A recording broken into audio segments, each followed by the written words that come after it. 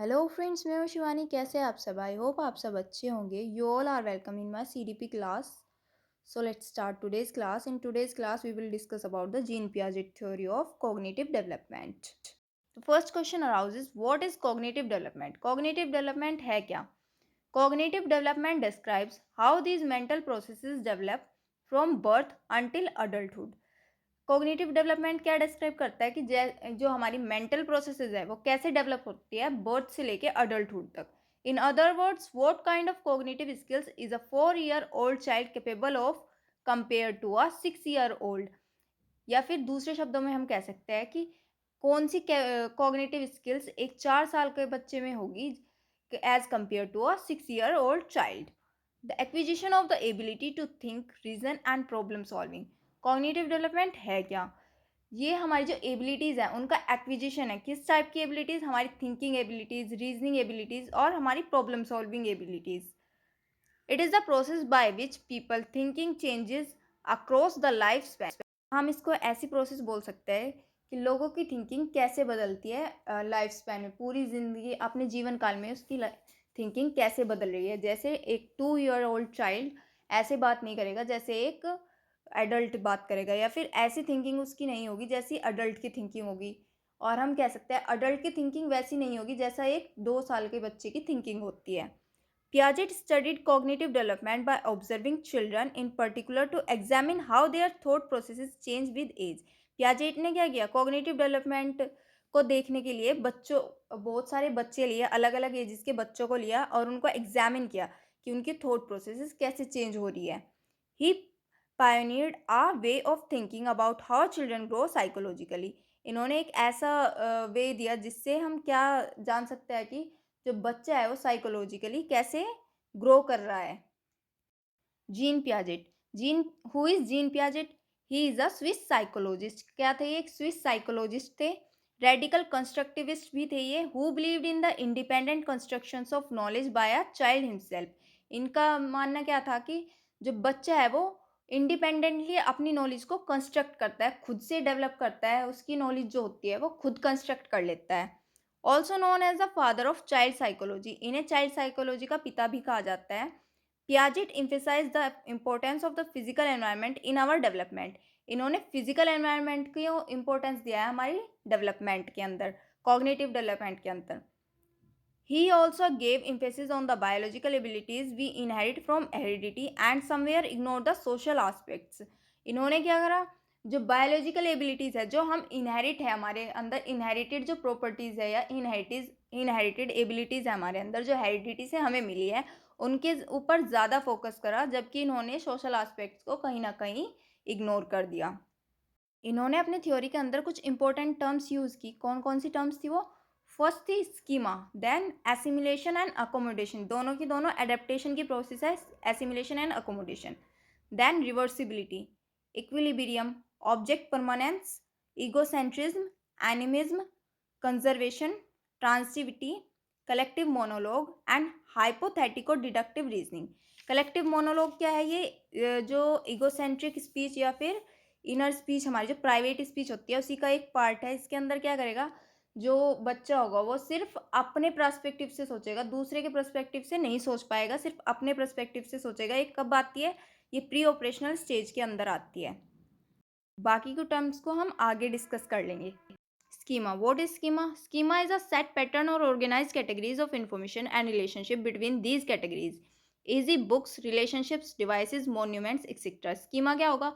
एक ऐसा set pattern होगा या फिर ऐसे ऑर्गेनाइज्ड इंफॉर्मेशंस होगी जो ऑलरेडी किसी बच्चे के दिमाग में है. हम बोल सकते हैं जो उसने ऑलरेडी एक्सपीरियंस कर लिया है. जैसे बुक से कोई भी चीज़ देख के उसने ये सोच लिया कि ये यही चीज़ है, तो सारी चीज़ों को वो वही चीज़ मानने लग जाए, उसके जैसी दिखने वाली सारी चीज़ों को वही चीज़ मानने लग जाए. जैसे कि किसी बच्चे ने कोई बुक देखी, उसके अंदर कैट की पिक्चर देखी, तो उसके लिए जो 4 पैर और पूंछ वाली जो चीज़ें होंगी उनको क्या बोलेगा? वो कैट ही बोलेगा. नेक्स्ट आता है एसिमिलेशन. एसिमिलेशन क्या होता है? Is the process of incorporating new information into the schemes. ये एक ऐसी प्रोसेस ऑफ इन्फॉर्मेशन होती है, ऐसी प्रोसेस होती है जिसके अंदर क्या होगा? न्यू इन्फॉर्मेशन को स्कीम्स के अंदर ऐड किया जाएगा. उससे क्या होगा? डिसइक्विलिब्रियम हो जाएगा. जैसे बच्चे ने पहले कैट देखी थी, फिर उसने डॉग देखा, बच्चे को तो यही पता था ना कि कैट क्या करती है, म्याऊँ करती है। और उसने देखा एक डॉग देख लिया बच्चे ने, वो क्या करेगा, बार्क करेगा। जब उसने उसको बार्क करते हुए देखा, उसके अंदर क्या हो जाएगा, डिसइक्विलिब्रियम हो जाएगा कि वो कैट तो क्या कर रही थी, म्याऊँ कर रही थी और ये बार्क कर रहा है। उसके बाद क्या होगा, अकोमोडेशन होगा। डिसइक्विलिब्रियम होने के बाद क्या होगा, इम्बैलेंस हो जाएगी इन्फॉर्मेशन, एडजस्ट नहीं हो पाएगा, अनकंफर्टेबल हो जाएगा बच्चा। उसके बाद क्या होगी, अकोमोडेशन होगा। अकोमोडेशन के अंदर क्या होगा, is the process of adjusting और manipulating existing schemes due to disequilibrium in the existing schemes. इसके अंदर क्या होगा, बच्चा जो न्यू इन्फॉर्मेशन है उसको एडजस्ट कर लेगा और मैनिपुलेट कर लेगा। यानी कि उसे किसी ने बता दिया कि वो कैट थी और ये डॉग था, उसके अंदर इक्विलिब्रियम दोबारा से आ जाएगा। वो जो एग्जिस्टिंग स्कीम्स थी, उसकी एग्जिस्टिंग इन्फॉर्मेशन थी, उसके अंदर न्यू इन्फॉर्मेशन ऐड कर लेगा। Assimilation and accommodation comes under the process of adaptation. Adaptation की ही प्रोसेस है एसिमिलेशन एंड अकोमोडेशन। देन होती है equilibrium, the state of balance between the assimilated information and the information you encounter in the outside world. Equilibrium क्या होगा, एक balance होगा किसके बीच में, एसिमुलेटेड इन्फॉर्मेशन और जो इन्फॉर्मेशन आपने आउटसाइड वर्ल्ड, बाहर, आपने बाहर की दुनिया में जो चीज़ें देखी है और जो आपकी ऑलरेडी एसिमुलेटेड इन्फॉर्मेशन है, उन दोनों के बीच की। What is disequilibrium? Disequilibrium is the state of imbalance between the assimilated information and the information you encounter with the outside world. ये imbalance आ जाता है जब हमारी जो assimilated information और जो हमें outside से information मिली है, उन दोनों के बीच में जब imbalance हो जाता है, अनकम्फर्ट आ जाता है, उसी को क्या बोलते हैं, डिसइक्विलिब्रियम बोलते हैं। सबसे पहले क्या आएंगी, स्कीम्स आएंगी। स्कीम क्या होती है, ऑलरेडी सेट इन्फॉर्मेशन जो होती है, ऑलरेडी जो इन्फॉर्मेशन है हमारे अंदर, उसको स्कीम बोलेंगे। जैसे कि कोई कैट की पिक्चर देखी तो बच्चा क्या बोलेगा, ये तो कैट है। और उसके बाद वो अगर कोई और चीज़ भी देखेगा, चार पैर और पूंछ वाली, तो उसको क्या बोलेगा, कैट ही बोलेगा। देन वो आउटसाइड वर्ल्ड में गया, वहाँ पे उसने क्या देखा, कोई भी न्यू चीज़ देखी, मतलब पहले कैट देखी थी उसने, डॉग देखा, डॉग को देख के भी उसने क्या बोला, ये तो कैट है। लेकिन वो क्या कर, अचानक से उसने क्या किया, डॉग ने बार्क करना स्टार्ट कर दिया। इस वजह से क्या हो गया, बच्चे के अंदर क्या हो जाएगा, डिसइक्विलिब्रियम हो जाएगा, उसका माइंड अनकंफर्टेबल हो जाएगा, माइंड में इम्बैलेंस आ जाएगा। क्या कि कैट तो म्याऊं कर रही, जो वो पहले उसने चीज़ देखी थी वो तो म्याऊं करती थी और ये बार्क कर रहा है। इसी के लिए फिर क्या होगा, अकोमोडेशन होगा, मीन्स एडजस्टिंग होगी। उसको फिर बताया जाएगा कि ये कैट है, ये डॉग है, दोनों अलग अलग चीज़ें हैं। इससे क्या होगा, अकोमोडेशन हो जाएगा, दोनों के बीच बैलेंस आ जाएगा, यानी कि इक्विलिब्रियम आ जाएगा। नेक्स्ट आती है Piaget cognitive stages of development. Piaget ने डेवलपमेंट की कॉग्निटिव स्टेजेस दी। कितनी स्टेजेस दी, 4 स्टेजेस दी। फर्स्ट स्टेज आती है sensory motor. Sensory motor stage कितने टाइम तक की है, बर्थ टू 2 ईयर्स तक की, ईयर्स एज तक के बच्चों को इन्होंने किस स्टेज में रखा, सेंसरी मोटर स्टेज में रखा। देन प्री ऑपरेशनल स्टेज, ये 2 to 6 ईयर्स के एज के बच्चों के लिए थी। थर्ड आती है कॉन्क्रीट ऑपरेशनल स्टेज, ये 7 to 11 ईयर्स ओल्ड के बच्चों की थी। देन आती है फॉर्मल ऑपरेशनल स्टेज, ये एडोलसेंस से अडल्टहुड तक की स्टेज थी।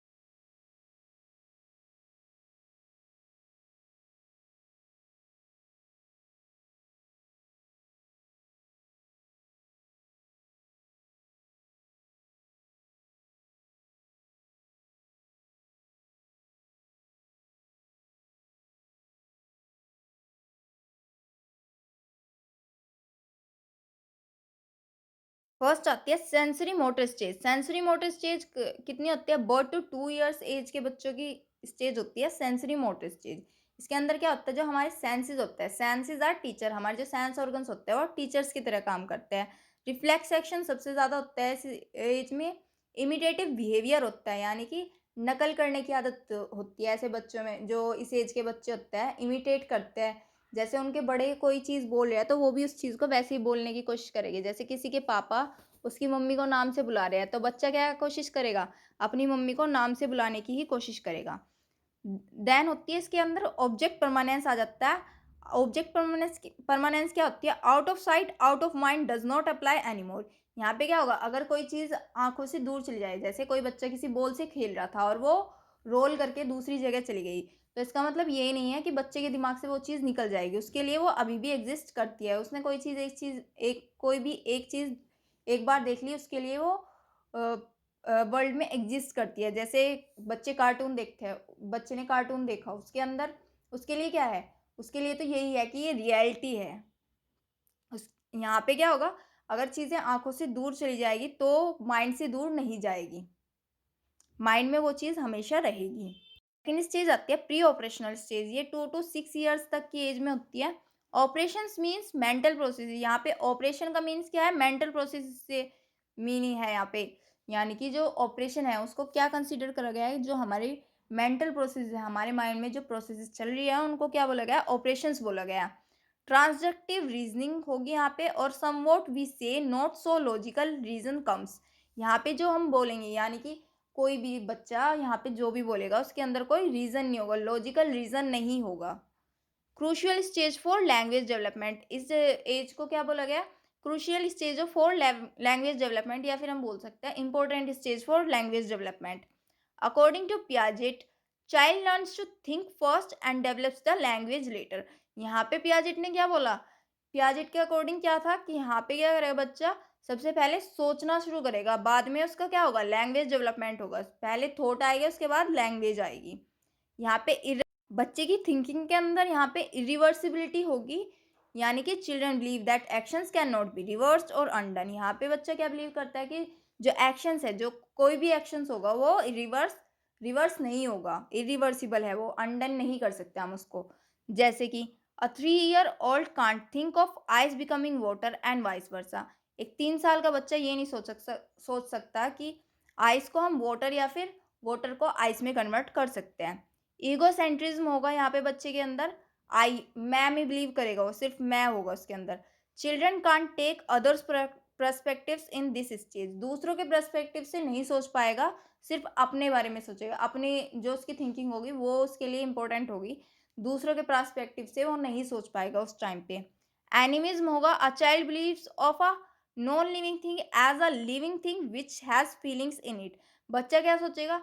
एनिमिज्म क्या होता है? जब बच्चा ये सोचता है कि कोई भी नॉन लिविंग थिंग को भी वो क्या सोचेगा कि ये एक लिविंग थिंग है, इसके अंदर भी फीलिंग है, इसके अंदर इमोशंस है। जैसे अगर कोई नॉन लिविंग थिंग्स, यानी कि टेडी बियर ले लो।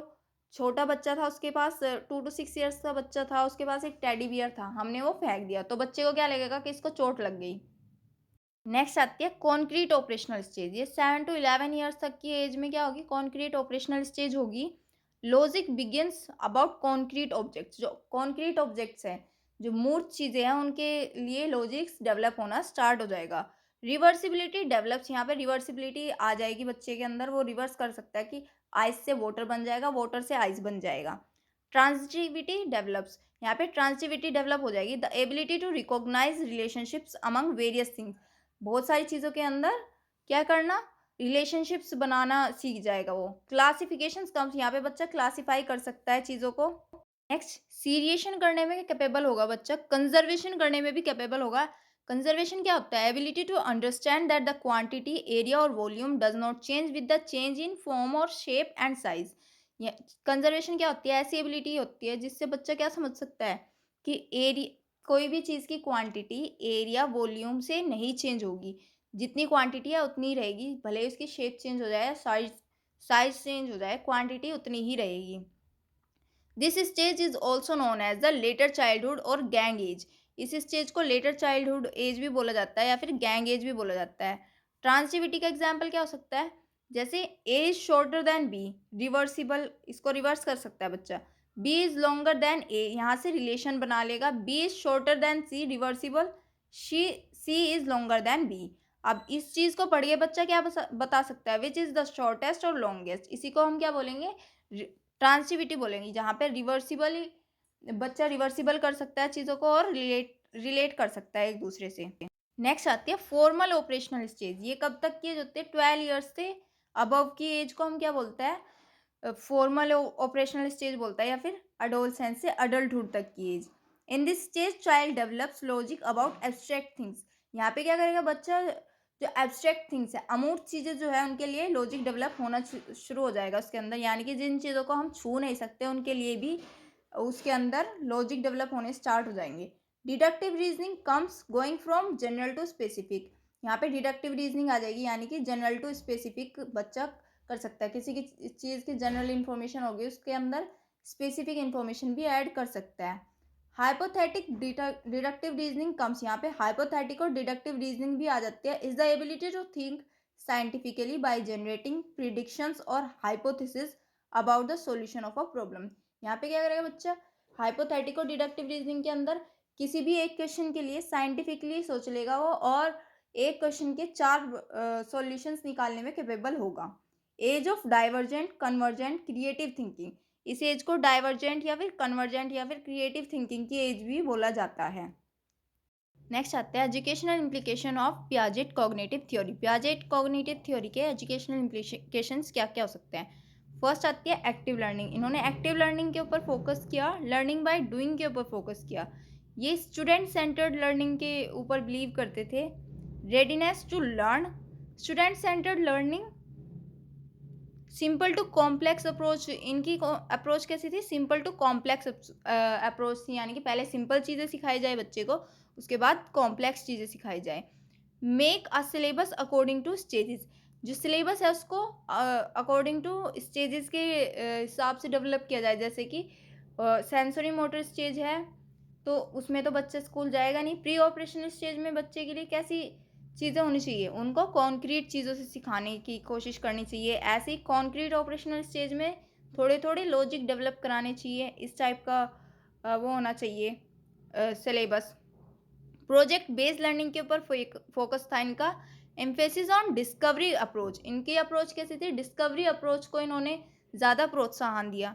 Understand children thinking, focus on problem based learning, problem based learning के ऊपर फोकस किया, यानी कि बच्चों को प्रॉब्लम्स दी जाए जिसको वो जिससे उसके सॉल्यूशन फाइंड करे, इस टाइप से वो ज़्यादा लर्न कर पाएंगे। Use of cognitive strategies, more focus on self learning पे ज़्यादा फोकस था। This theory provides a broad development perspective to the teachers and policy makers to make a better curriculum for the children. इस theory ने क्या किया, एक broad development perspective दे दिया teachers और पॉलिसी मेकर्स के लिए, ताकि जो करिकुलम है वो बच्चों के अकॉर्डिंग डेवलप किया जा सके। Piaget theory based curriculum requires that children should not skip any stage. Piaget theory के ऊपर बेस्ड करिकुलम था, इसके अंदर क्या चाहिए होता है कि बच्चा कोई भी स्टेज मिस ना करे, कोई भी क्लास मिस ना करे। नेक्स्ट आता है children learn faster if we provide concrete material to work with. अगर हम बच्चों को कॉन्क्रीट मटेरियल्स प्रोवाइड कराएंगे तो बच्चे का लर्निंग क्या होगी, फास्टर हो जाएगी और ज़्यादा फास्ट लर्न करेगा वो। A teacher should arouse the curiosity of the child through planned activities. Teacher को क्या करना चाहिए, जो बच्चे है उसकी जो क्यूरियोसिटी है, उसकी जो अंदर से क्यूरियोसिटी होती है, क्यूरियस होता है बच्चा, उसको और ज़्यादा बढ़ाना चाहिए। कैसे, प्लान्ड एक्टिविटीज़ के थ्रू, ऐसी एक्टिविटीज़ प्लान करनी चाहिए जिससे बच्चे की क्यूरियोसिटी बढ़े। Treat a child as a discoverer, बच्चे को कैसे ट्रीट करना चाहिए, डिस्कवरर की तरह ट्रीट करना चाहिए, यानी कि बच्चे को ये सोचना चाहिए वो लिटिल साइंटिस्ट की तरह सोचना चाहिए। उनका मानना था टीचर को कैसे काम करना चाहिए, एज अ फैसिलिटेटर काम करना चाहिए, बच्चे के लिए एज अ फैसिलिटेटर काम करना चाहिए।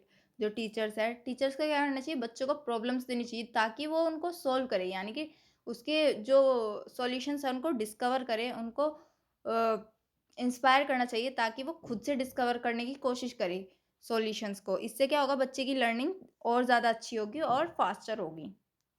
So that's it for today. Now we'll meet in our next class. Till then, bye bye and take care. And please like, share, and subscribe my channel.